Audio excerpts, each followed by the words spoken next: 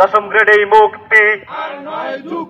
আপনারা জানেন আমাদের মেডিকেল টেকনোলজি ও ফার্মাসিস্ট দশম গ্রেডের দাবিতে আমরা আজকে অর্ধ দিবস কর্মবিরতিতে আছি এবং আমাদের দাবি যদি মেনে না হয় আমরা আগামীকাল থেকে কমপ্লিট শাটডাউনের ঘোষণা আমাদের কেন্দ্র কর্মসূচি আর আমাদের মূলত দশম গ্রেডের দাবি এটা আমাদের দাবি না, এটা আমাদের অধিকার।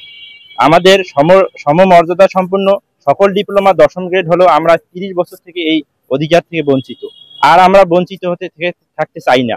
আমাদের দশম গ্রেড দাবি মেনে নিয়ে অন্তর্বর্তীকালীন সরকার আমাদেরকে আমাদের কাজে ফিরিয়ে যাওয়ার সহযোগিতা করবে এই আশাবাদ ব্যক্ত করতে। বাংলাদেশের মেডিকেল টেকনোলজি জাতির প্রাণের দাবি আমার দশম গ্রেড।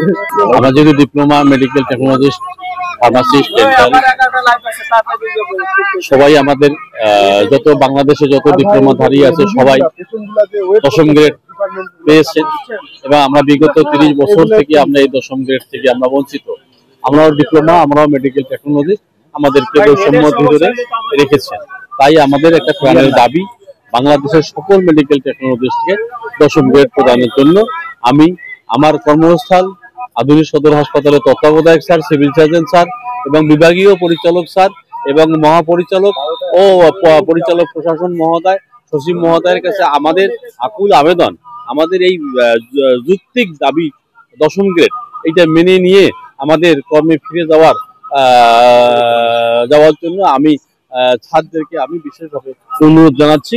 এই মেডিকেল টেকনোলজি জাতির পক্ষ থেকে এই দশম গ্রেডটা যত দ্রুত আমাদেরকে প্রদান করবেন তত তাড়াতাড়ি আমাদেরও মঙ্গল হবে এবং রোগী যারা ভুক্তভোগী রোগী আছে তাদেরকে সেবা পেতে তারা সক্ষম হবে। যে দশম গ্রেড একটাই দাবি আমাদের, এবং আমাদের দাবি যদি মেনে নেওয়া না হয় আজকে অর্ধ দিবস কর্মবিরতি চলছে।